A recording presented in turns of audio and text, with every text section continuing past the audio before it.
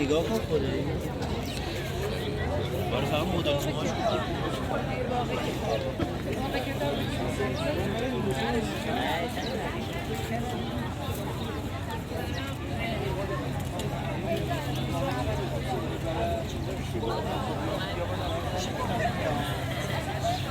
با چند ساعته؟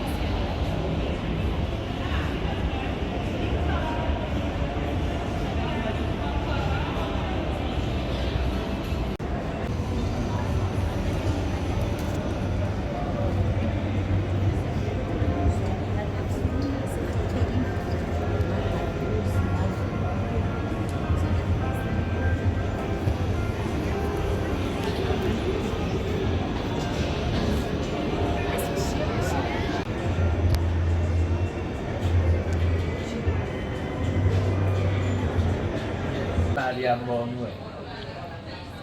اینا سوغات یزد و سوغات تبریز بعد اصلامون واسه اردبیله بله ادویه هامون واسه جنوب و ترکیه است پشت سر این بر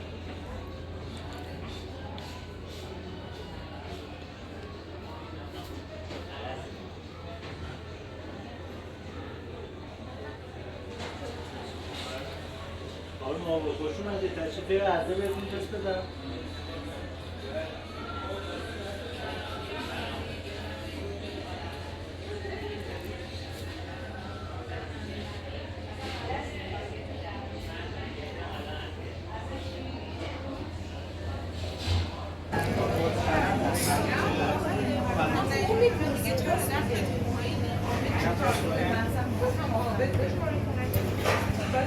خانم اینا تست کنیم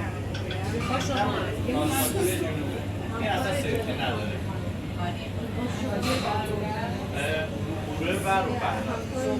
کلم و حمید این هم دارم بهش میگن سیر کارمندی یکی رو از این باید از روی سیر چی میگیره داخل خونده مرداش مشخصه بیا پولو ماکارونی هم که رده سیر کارمندی رو همچنان که فیلم میگیری تستم بکنید لطفاً. چشم همه رو آقا ما برمیگردیم بعد یه چیزی بکنیم خدمتتون هستیم منتظر ممنون مرسی